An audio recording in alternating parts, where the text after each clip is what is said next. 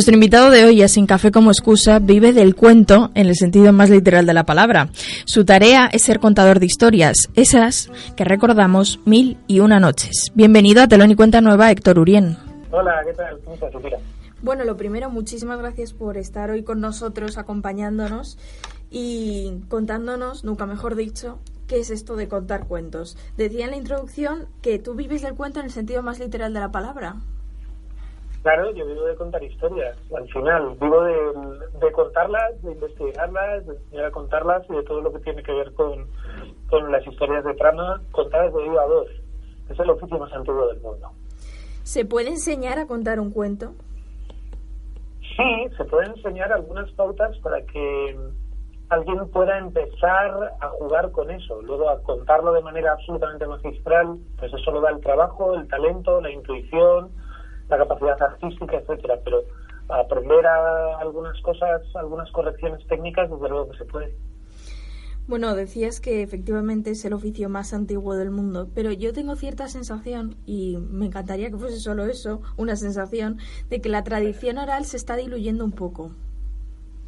Yo creo que no.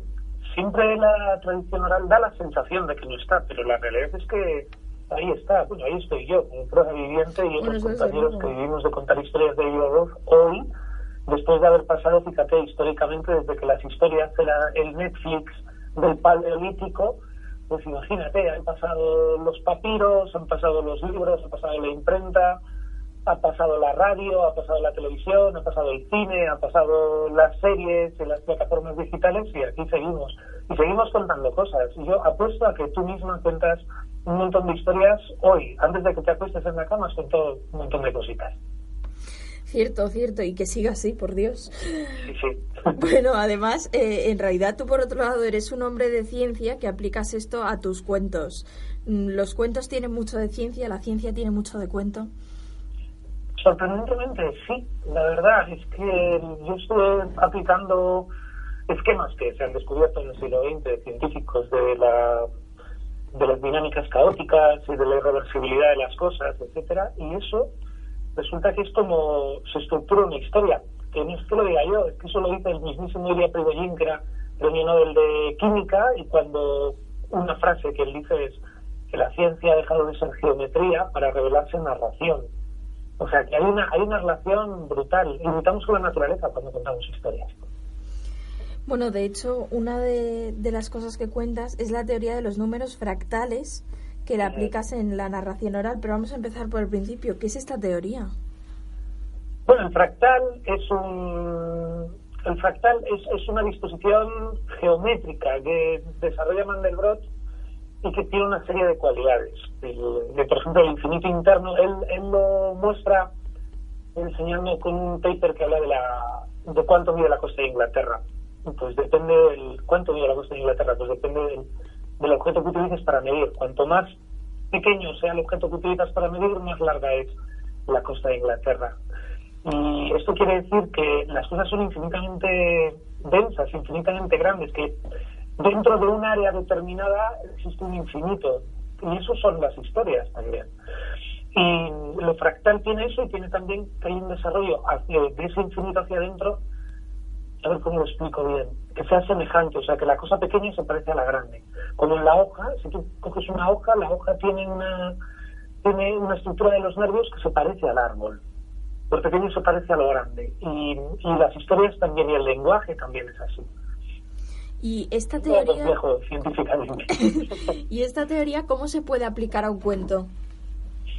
Pues porque los cuentos son así también. Si te das cuenta, las historias pueden contener historias que contienen historias, que contienen historias, que contienen historias. ¿Y hasta cuándo? Pues hasta lo que te sostenga la voz. Y se estructuran de manera similar, que es lo que te estaba contando antes. Hay una estructura básica en las historias que siempre se repite, como en el lenguaje. Las frases sintácticas se repiten. Y eso es lo que nos permite tener una comunicación tan infinita como tenemos, sin necesidad de memorizar cada una de las partes. Porque las podemos desarrollar hacia adentro en base a un esquema. Uh-huh. Y por eso el desarrollo fractal también es infinito, hacia adentro y hacia afuera. Y eso es lo que yo pude observar y que a mí me ayuda, porque si yo soy capaz de localizar ese patrón estructural fractal que se repite, soy capaz de contar muchas historias sin necesidad de memorizarlas. Sí, porque si no, efectivamente, todo requiere de una técnica, si no sería prácticamente imposible. De un patrón, exactamente, de repetir el patrón. Bueno, hay algo desde luego especial y esencial en los cuentos, yo creo. Me viene a la cabeza, por ejemplo, Caperucita Roja, que es un cuento que todos hemos nacido con él, ¿no? Que sin querer ya lo sabes, lo tienes implantado. Sí. Claro, pues fíjate, eso es el poder de la oralidad que hablábamos antes. Caperucita Roja no es una historia, bueno, está escrita, se transcribió más que escribir, porque los cuentos populares son como los chistes. Sí. Uno los escribe en el sentido de que no los inventa, sino que simplemente los transcribe, los recibe y hay alguien de repente que lo pone en un papel, pero esos cuentos tienen una memoria brutal, o sea, tienen miles de años esas historias, de cuando no se escribían las historias, y la gente los tiene en la cabeza, porque hay algo que se inserta de esos cuentos que luego hace que tú los puedas volver a contar y que lo que tú dices, que es que parece que naces y ya que lo sabes, pero en todo el mundo, es una pasada, es una barbaridad. Sí, efectivamente, es como hablar, uno no piensa cómo aprendió a hablar, pues hay ciertos cuentos, ciertas historias que tampoco las piensa, simplemente pues las sabe. Están ahí, sí. Eso es. ¿Los cuentos crees que son la única o una de las mejores maneras de explicar y de comprender el mundo? Bueno, los cuentos son maneras expresivas, sobre todo. Y más que para explicar, sería para explicarse. Si nos vamos a una valoración más psicológica de las historias. Porque dice Jung, por ejemplo, que el mundo es lo que tenemos nosotros en la cabeza, con lo cual es toda una proyección. Y esa proyección nosotros la elaboramos también a través de cuentos que explican el mundo, que es lo que tenemos nosotros en la cabeza. O sea, que es una cosa como que vive en bucle. Yo creo que los cuentos son expresivos y que un buen cuento, un Caperucita Roja, que es un cuento excelente, porque es que es indiscutible. La historia está tan conservada que es imposible juzgarla de otra manera. Es una historia que cuando alguien la contó, a alguien le quedó en el alma, le dijo algo de sí mismo, y que a lo mejor es una cosa diferente de lo que le dijo el que la contó, pero hay algo ahí, hay una verdad ahí como esencial que hace que tú recuerdes la historia y que luego en otro momento se la cuentas a otra persona. Necesitas también compartir esa verdad a través de la historia. Así que desde esa perspectiva creo que sí, que explican el mundo, por lo menos el mundo interior que tenemos. Eso iba a comentar, que en el fondo yo creo que casi sin querer con los cuentos siempre decimos la verdad. Exactamente, yo también lo creo eso. Yo creo que a través de la ficción se dicen más verdades que cuando se dicen directamente. Yo cuando enseño a contar digo que enseño a decir la verdad sin que se note. Porque es cierto, o sea, tú dices verdades que están protegidas. A través de la historia tú puedes soltar tu anhelo, es como las máscaras. Las máscaras que te pones en el carnaval, eso no se ha inventado para que tú ocultes nada, sino para que tú te expreses. Tú te pones la máscara del lobo y de repente puedes ser el lobo. Y eso te permite sacar cosas de ti que normalmente no sacarías. Así que te obliga a decir verdades que están un poquito más ocultas. Es verdad, que es más difícil expresar de otra manera, desde luego. Exactamente. Sí. Bueno, decías que los cuentos en realidad es la forma en la que nosotros percibimos el mundo y casi que lo desconocido también, ¿no? Porque para eso hemos inventado, por ejemplo, los cuentos de hadas con los que intentamos explicar, bueno, lo que no conocemos. El cuento de hadas, sí, bueno, el cuento de hadas tiene una variante que es muy interesante, de la que habla Prout. Esos son los teóricos, estos de los cuentos, pero son interesantes. Y él dice que el cuento de hadas es un fósil viviente de las épocas en las que las sociedades hacían pasar a los niños y a las niñas por ritos de paso para ser adultos, que consistían básicamente en sacarlos de las madres, donde estaban los niños, sobre todo los niños, más que las niñas de las sociedades, la verdad. Pero sacaban a los niños, los metían en el bosque tenían una iniciación con un brujo y volvían con una marca de algún tipo, y entonces, con esa marca de haber sobrevivido a una prueba difícil, ellos ganaban el derecho a ser adultos, y el derecho a ser adultos significa el derecho a casarse. Por eso los cuentos populares terminan en boda, porque ganan el derecho a casarse y a tener relaciones sexuales, básicamente, que eso es lo que significa ser adulto. Nosotros estos ritos de paso ya no los tenemos, los necesitamos psicológicamente, todavía nos queda algún vestigio, pero no los tenemos. Y es el destino del niño, por eso a los niños tanto les gustan estos cuentos de hadas. Eso es una explicación. Luego hay otras explicaciones de Chesterton, por ejemplo, es muy bonito, cuando dice que si en el cuento de hadas el río es de vino, es para que nos recuerden que los ríos son de agua y que podrían ser de otra cosa, pero que es de agua, y eso es una maravilla. y para que veamos el mundo con ojos nuevos, o para que nos preparamos ante la posibilidad de que el mundo se vuelva loco. Yo digo en el libro mío, el cuento de hadas está proyectado hacia el futuro. La ciencia está proyectada hacia el pasado, o sea, la ciencia que habla de que hay manzanas amarillas, manzanas verdes y manzanas rojas, y el cuento de hadas te dice, sí, eso está muy bien, pero un día te va a aparecer una manzana azul y eso va a ser más importante para ti que todas las manzanas que hayas probado antes. Y eso es el cuento de hadas. O sea, tiene también muchas explicaciones, muchos juegos y sobre todo mucha fascinación, porque es que seguimos con el cuento de hadas. Por mucho que han intentado tirarlo, las sociedades que han dicho, no, el cuento realista, porque esto es engañar, pues ahí seguimos con Juego de Tronos, que es un cuento de hadas. Efectivamente. Es así. La serie más vista de la historia, sí. Es un cuento de hadas, exacto. Así es. Héctor, ¿cómo se cuenta un cuento que todo el mundo conoce? Ay, qué pregunta tan buena. Pues mira, el cuento que todo el mundo conoce no hay que tenerle miedo, se cuenta de manera personal. El cuento tienes que agarrar la estructura para saber por dónde tienes que ir, que es lo que hablábamos del patrón fractal. Y no solo el patrón fractal más esquelético, sino el patrón que corresponde a esa historia en concreto, que va un poquito más elaborado, más detallado. Una vez que tienes eso, busca una manera personal de contar esa historia. En realidad todas las historias están ya contadas, es que está todo, no es más que repetir formas diferentes de contar lo mismo. Así que busca una forma que sea tuya y ya está, porque al público lo que le gusta es el cómo, mucho más que el qué.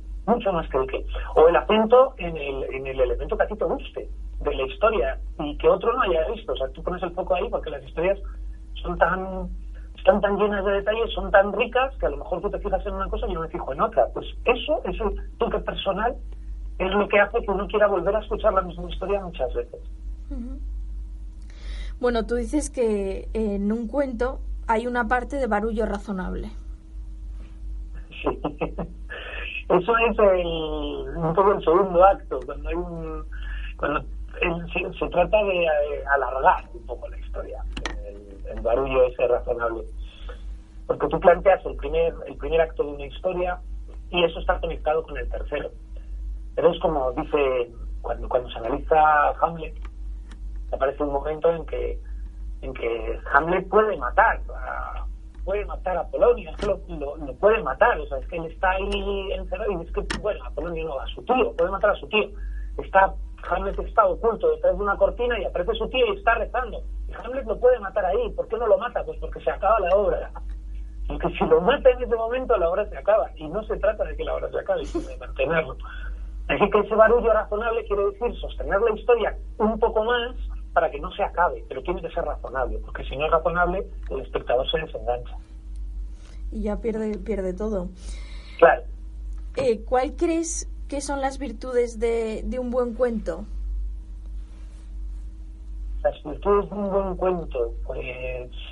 ¿Por qué un cuento es un buen cuento o no? Sí, una historia... Bueno, virtudes de una buena historia. Pues mira, yo creo que una historia es buena si quien la cuenta cree en la historia que cuenta, por ejemplo. Eso me parece imprescindible para que la historia sea buena. Si tú no crees en lo que estás contando, creer quiere decir que tengas sentimientos positivos o negativos, o sea, que no te sea indiferente. Si tú no crees en la historia que estás contando, es difícil que la historia sea buena. Si la historia tiene un buen final, es decir, si tiene una dirección, aunque parezca que no la tiene, pero tiene una dirección, también suele ser una buena historia. Pero si no tiene una dirección, pero está tan bien armado que deja una cosa abierta para que la complete el espectador en su cabeza, también puede ser una buena historia. Y aún así eso no le evita la trama, simplemente le quita la explicación del final. Esto es muy de ciertos cuentos africanos y cuentos indios, y también los cuentos chinos, que no sabes la explicación, se queda en tu cabeza, y eso hace que el cuento conecte contigo de alguna manera mucho más profunda. Pero vamos, yo, si tuviese que elegir ahora una historia para contar y decir esta historia es un historión, me gustan las historias que tengan sorpresas, que tengan de repentes, que pasen muchas cosas y que todo tenga cierto sentido. Esas son las que más me gustan a mí. Separar cuento de moraleja es casi imposible, ¿no? Yo creo que no es que sea imposible, es que me parece necesario separar cuento de moraleja. Porque si el cuento debe ser una cosa abierta para que cada uno podamos entender lo que a nosotros nos resuene dentro de nosotros, La moraleja lo que hace es evitar eso y es obligar a que tú veas las cosas como yo quiero que las veas. Entonces le cisas a la otra persona la capacidad de analizar. O sea, la interpretación del cuento debe ser personal y debe ser tuya. ¿Cuál es la moraleja del Juego de Tronos? Pues es que es una historia igual que Caperucita, pero a Caperucita le casca una moraleja porque se supone que tiene que ser un cuento didáctico, y a Juego de Tronos nadie le casca una moraleja. Porque es un cuento expresivo. Entonces yo creo que la moraleja es un forzamiento de la historia que obliga a quien la escucha a sacar una conclusión que a lo mejor no quiere sacar. Y es un empobrecimiento de la historia, desde mi punto de vista. Yo no creo en las moralejas, salvo para hacer un chiste o para hacer algún tipo de juego, o sea, con intención. Si no, yo creo que las moralejas sobran. Pero es cierto que en un sentido educativo, cuando los cuentos se han utilizado en un sentido educativo, siempre era con el fin de una moraleja, ¿no? Claro, pero eso es una prostitución de la historia, es una obligación a que la historia haga algo que la historia a lo mejor no quiere hacer. Es que no... Se dice, no, bueno, te voy a contar esto para que entiendas que... Y eso todavía... Es verdad que hay cuentos mensajes que todavía se utilizan. Te voy a contar esto para que entiendas una cosa, pero pues no deja de ser un forzamiento. Las buenas historias no suelen ser así. Aunque hay algunas que es verdad que te pueden ayudar a pensar las cosas de otra manera cuando te las cuentan, en las historias, o sea, no hay un Juego de Tronos con moraleja. O sea, no puede funcionar nunca. Eso esperemos.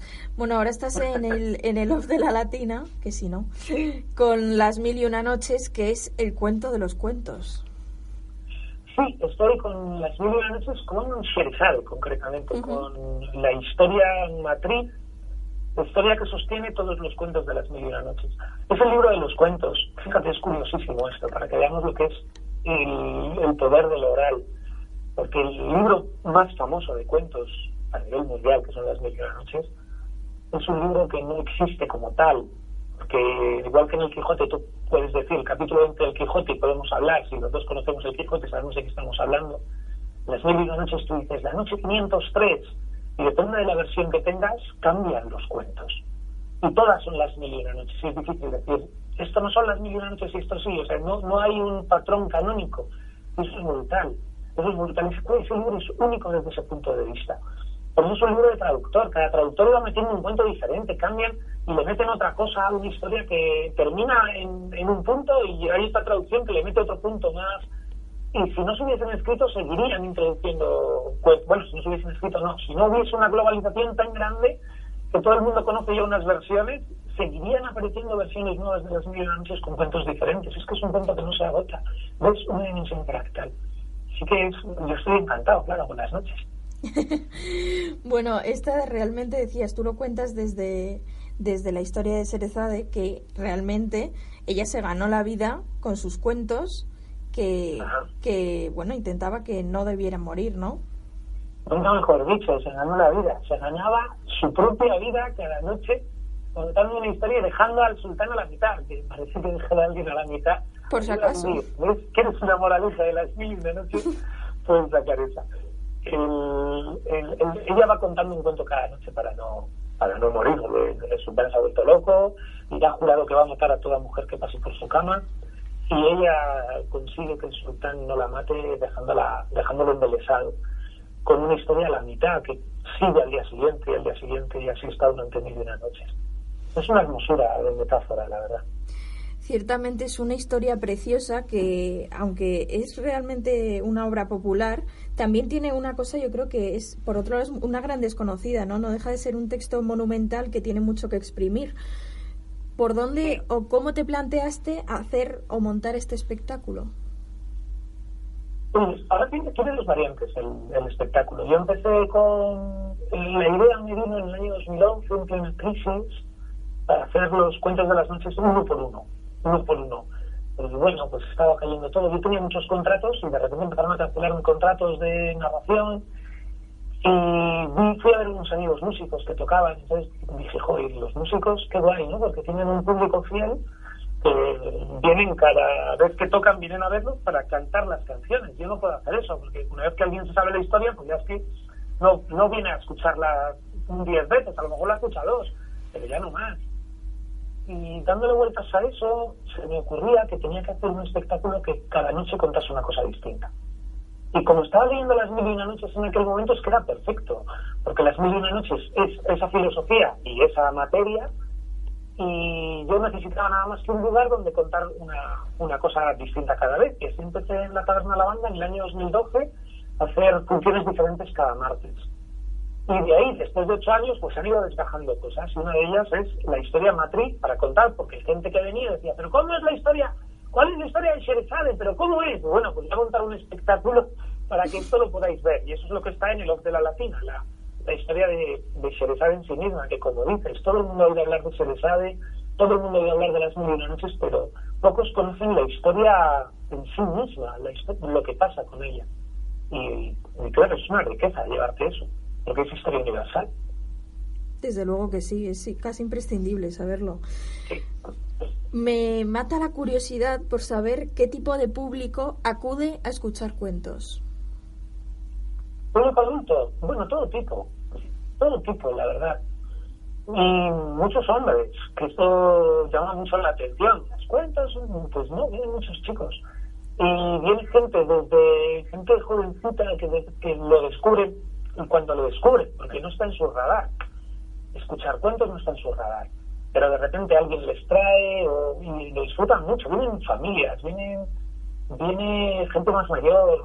No hay un patrón muy concreto de qué tipo de público viene a escuchar historias. No sabría decirte es que en concreto. Es curioso como hay, yo que sé, durante una época, yo creo, de la vida se asocia siempre los cuentos a la infancia y mucho menos a la edad adulta, ¿no? Cuando eres niño solo lees cuentos y cuando eres adulto se dejan de leer cuentos, yo creo. Yo creo que eso, ¿sabes por qué es? Porque pensamos, o sea, le ponemos la etiqueta de cuento a una cosa, pero el cuento es mucho más. Es lo que hablábamos, o sea, Juego de Tronos es un cuento. Es que es un cuento, es una novela es un cuento largo. Una estructura diferente, pero no deja de ser una realidad alternativa a la que uno está viviendo, y eso es un cuento. Es un relato, o sea, siempre estamos enganchados a los relatos. Cambia el tipo de relato, pero ya cambian los niños. Es decir, el tipo de relato que le interesa a un niño de 4 años no tiene nada que ver con el tipo de relato que le interesa a un niño de 10. Y el cuento también lo estamos asociando a la lectura siempre, cuando el cuento es mucho más que la lectura. Yo me dedico al cuento oral, que es diferente al cuento escrito. Y está el cuento cinematográfico, y está el cuento auditivo, visual, está la novela gráfica. Todo eso son cuentos. Hombre, lo que varía es la manera, claro. Claro, desde luego yo creo que un cuento gana mucho más si te lo cuentan, valga la redundancia. Exactamente. Si te cuentan la historia, bueno, no gana más, pero sí, disfruta uno mucho cuando te cuentan la historia. Es que agarras muchos más detalles de la cosa, y es un hecho artístico, como una canción. Cuando te la cantan, pues te gusta mucho más. Los cuentos están hechos para ser contados, casi todos. Igual que decía Borges de la poesía, que la poesía está pensada para ser leída en voz alta, y es verdad que no es lo mismo leer que escuchar un poema. Y de la misma manera pasa con los cuentos. O sea, es que escuchar la historia o verla dramatizada es que te fascina. Y ahí es donde van los cuentos. La única cosa es eso, es no creer que el cuento es una cosa puramente infantil, porque no es verdad. El cuento es mucho más. Desde luego que sí. Bueno, Héctor, creo que es casi imposible que no te pregunte por un cuento, o el cuento que se te viene a ti a la cabeza que hable de compañerismo, por ejemplo. Un cuento que hable de compañerismo. Sí. Bueno, pues mira, hay un cuento muy hermoso que me viene. Cuando me has dicho la palabra me ha venido a la cabeza, y me parece un cuento muy especial de Las Mil y una Noches, porque en todas las versiones es el cuento en el que el sultán, después de escucharse la Sherezade, se arrepiente explícitamente de haber matado a tantas mujeres como ha matado.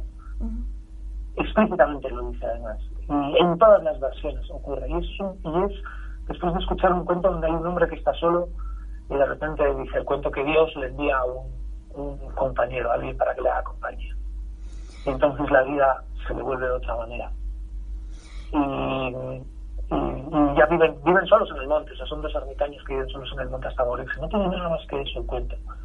Eso es de una delicadeza y es de una hermosura que a mí me toca el corazón. ¿Y un cuento de amor?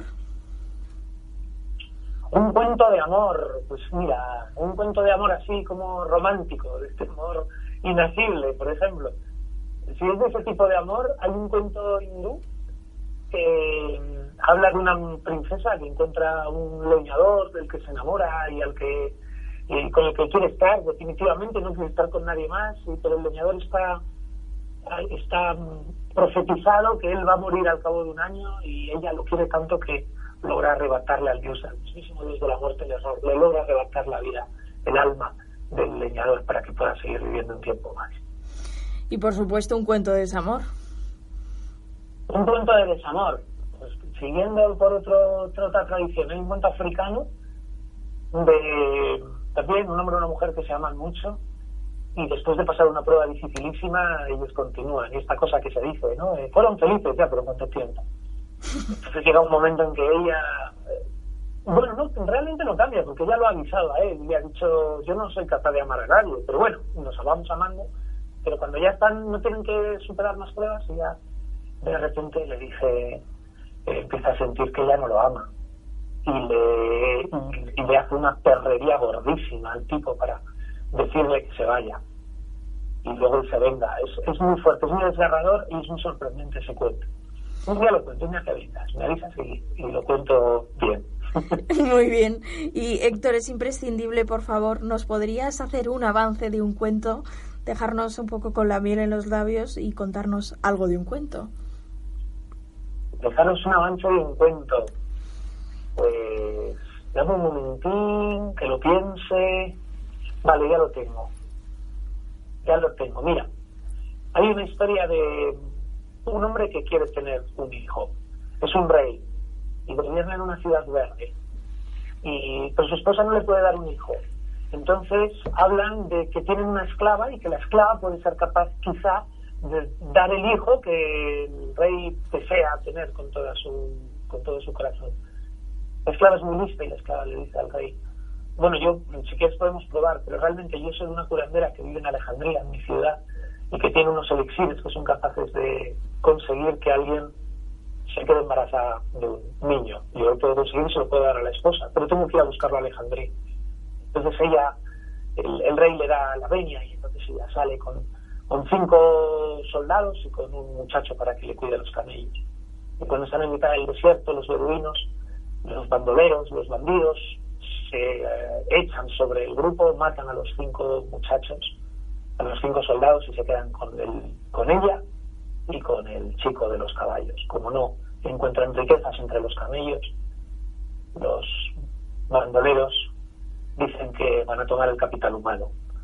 Así que 10 de ellos abusarían de la chica y 10 abusarían del chico.